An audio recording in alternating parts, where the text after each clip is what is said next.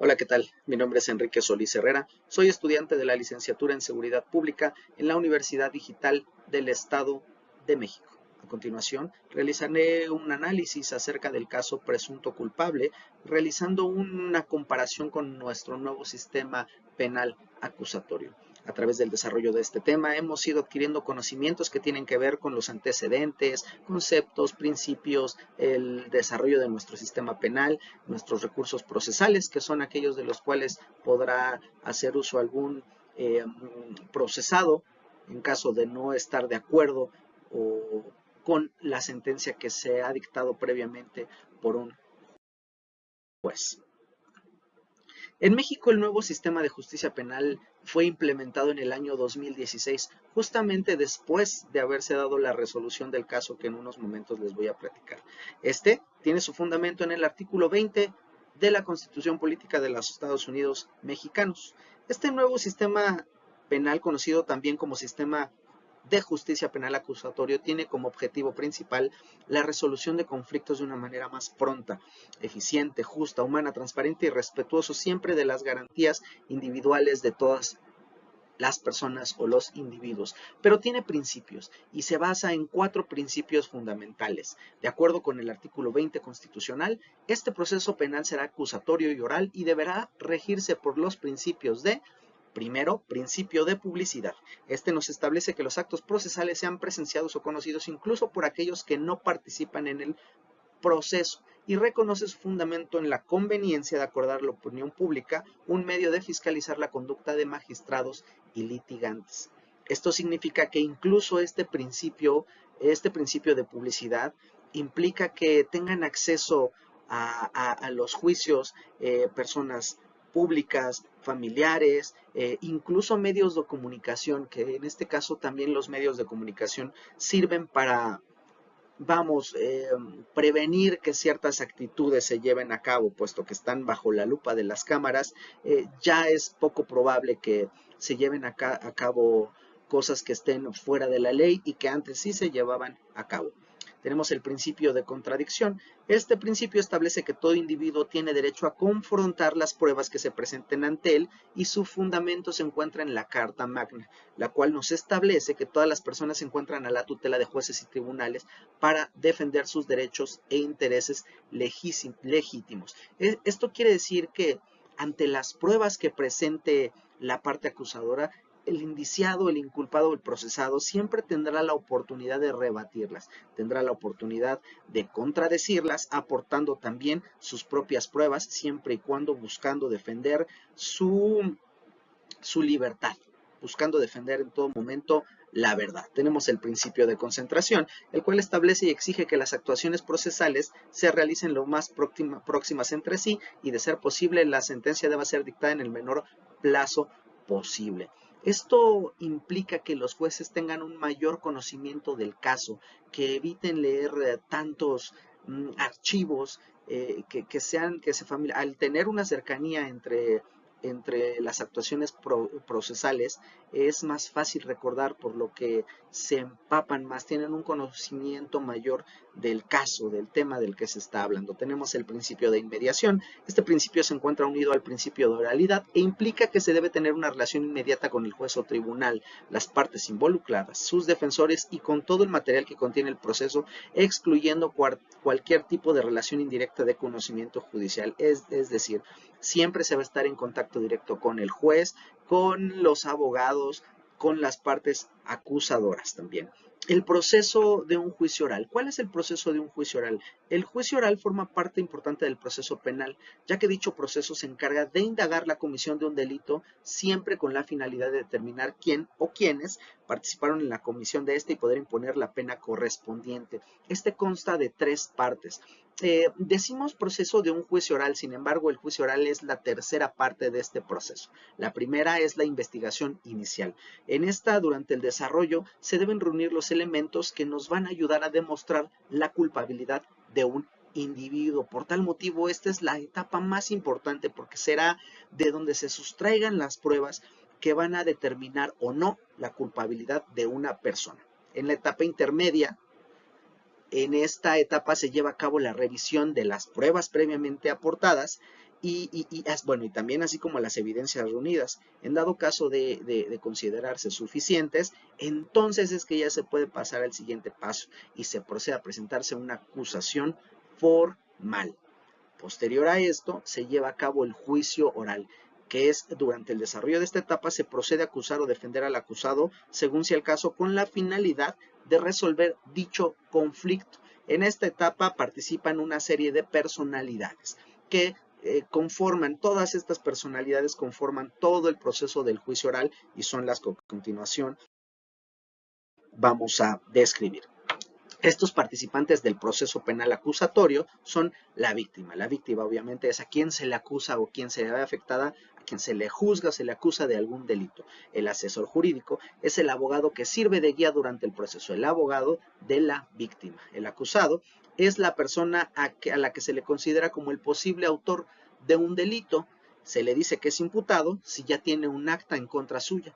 Se dice que es acusado si se comprueba su responsabilidad en la comisión de dicho delito y se le dice o se le conoce como sentenciado cuando ya se le ha impuesto una pena. El abogado defensor, que es la persona que se encarga de defender al acusado y su principal objetivo es, como ya lo sabemos todos, es tratar de demostrar su inocencia. El policía, que es el responsable de que el orden prevalezca durante el juicio, el Ministerio Público, que es la persona encargada de llevar a cabo la investigación del delito en cuestión, el juez de control, que es el encargado de supervisar el actuar del Ministerio Público con el firme objetivo de salvaguardar y asegurar los derechos de la víctima y el acusado. El juez de juicio oral, él es el responsable de decidir sobre la culpabilidad o inocencia del acusado con base en las pruebas previamente aportadas y bueno, su resolución puede ser condenatoria o absoluta. El juez de ejecución de sanciones, que es el último participante de este proceso, y él es el responsable de vigilar que se cumpla cabalmente la sentencia dictada por el juez que dictó previamente el juez de juicio oral. Ahora, vamos a ver, una vez que ya se ha dictado la sentencia para una persona acusada, es posible que esta persona haga uso de lo que se le conoce como recursos procesales. Estos recursos procesales son herramientas que sirven para el inculpado cuando él no está de acuerdo con la sentencia que se dictó o cuando de alguna manera siente que se violaron sus derechos o que hubo un error o una falla en todo este proceso del juicio oral. Estos recursos procesales son los siguientes. Es el recurso de revocación o reposición. En las sentencias no pueden ser revocadas o significa que las sentencias no pueden ser revocadas por el juez que las dicta.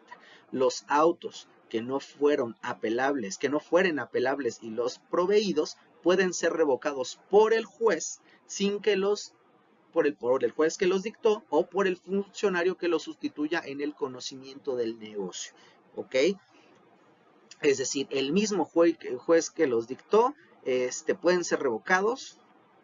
Las sentencias, vamos, que se dictaron pueden ser revocadas por el mismo juez o por otro juez que lo sustituya en el caso. El recurso de revisión. Este recurso de revisión es el procedente contra las sentencias dictadas por los jueces menores ante el Tribunal Superior de Justicia. Y en este caso el agraviado deberá interponer el recurso ante el propio juez menor por escrito en el que deberá expresar los motivos de inconformidad dentro de los 3 días siguientes a la notificación de la resolución, quedando en suspenso la ejecución de esta, la cual se reservará hasta que los autos sean devueltos por la actividad revisora. Es decir, entra a un proceso nuevamente de revisión. Y mientras este proceso está en revisión, queda en pausa. El proceso queda en pausa.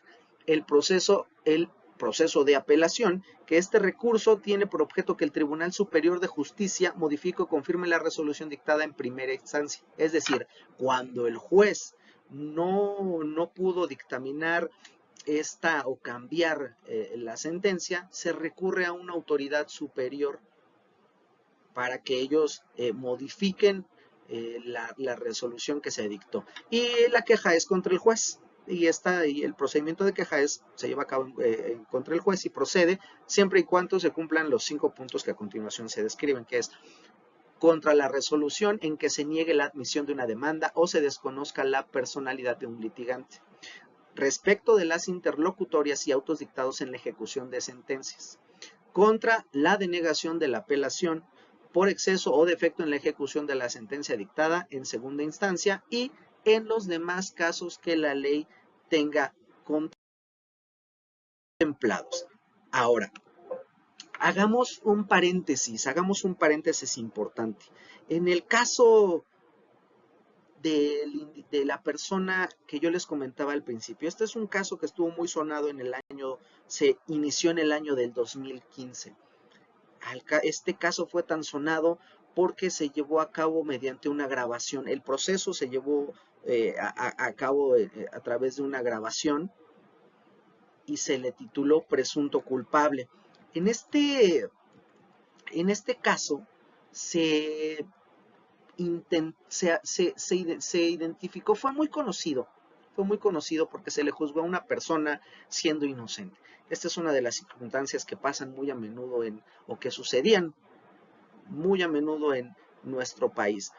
A esta persona se le acusaba de un delito, del delito en cuestión del que se le acusaba era homicidio calificado en el año del 2015. Sin embargo, al analizar este video y este caso, me doy cuenta de varios errores. Uno, por ejemplo, la detención llevada a cabo se llevó sin orden de aprehensión.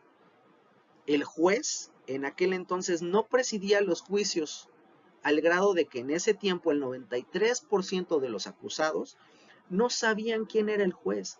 Únicamente se llevaba a cabo con cualquier otra autoridad, pero el juez no lo hacía. Esto complicaba los casos. No se hacía la revisión correcta de pruebas, no se llevaba a cabo el debido proceso ni se les daba la oportunidad de conocer muchas veces los derechos o los procesos de los cuales ellos tenían oportunidad de utilizar para defenderse o para probar su inocencia. Derivado de este mal manejo, a Antonio, que es el nombre de la persona quien fue culpada injustamente de homicidio calificado, se le dictan 20 años de sentencia. Primero, no se le informó al imputado del delito que se le estaba acusando. Hay ciertas inconsistencias, como que se le acusaba de un delito que él no había cometido, se le acusaba de que el homicidio lo había cometido con un arma de fuego. Sin embargo, el arma a Antonio le realizan una prueba de pólvora y la prueba sale negativa. Entonces, esta prueba no figuraba en el expediente, es decir, no se estaba cumpliendo con uno de los requerimientos de una de las partes principales del proceso, que es la investigación. En la investigación se aportan pruebas. Y aquí esta prueba, que fue una de las principales, no se aportó de manera correcta, o más bien también no se tomó en cuenta de manera correcta. Otra de las situaciones es que la cédula del abogado era falsa. Es decir, en ese momento tuvo que entrar a revisión nuevamente el caso, derivado de que la persona que estaba ejerciendo, uno de los participantes, como ya lo vimos en el proceso, pues no estaba habilitado para ello. Sin embargo, el procedimiento siguió. Cuando se pone a revisión de todo esto, se interpone un principio de apelación. Fue una de las partes correctas que se llevaron a cabo en este proceso. Se interpone el principio de apelación y se agenda una nueva revisión del caso. Sin embargo, al momento de llevar a cabo esta apelación, se notan ciertas inconsistencias en la declaración de los testigos, en la declaración de los policías judiciales. Hay temas como que no se recuerdan la media afiliación del procesado por parte del testigo que supuestamente estaba testificando en contra de él. Comenta esta persona que se le realizó un retrato hablado de los participantes en el delito, y sin embargo las pruebas nuevamente no figuraban en el expediente que ya se había conformado nuevamente.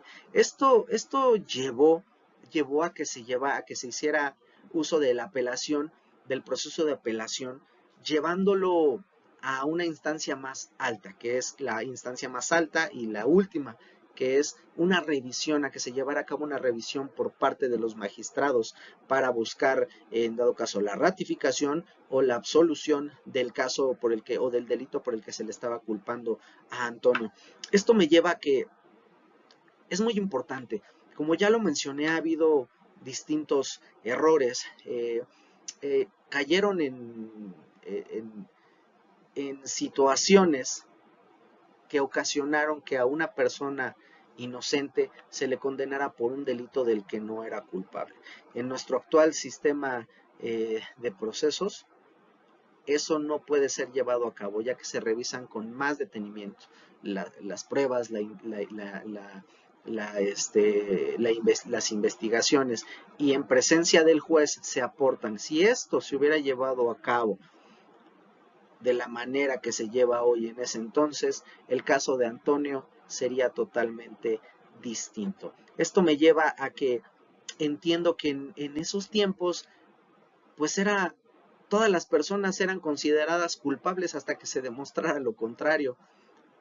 Sin embargo, este tema y este caso sentó un precedente importante para que a partir de esta situación ya no las personas son culpables hasta que se demuestre lo contrario, ahora son inocentes hasta que se demuestre lo contrario. Dicho de otra manera, antes presunción de culpa, ahora presunción de inocencia.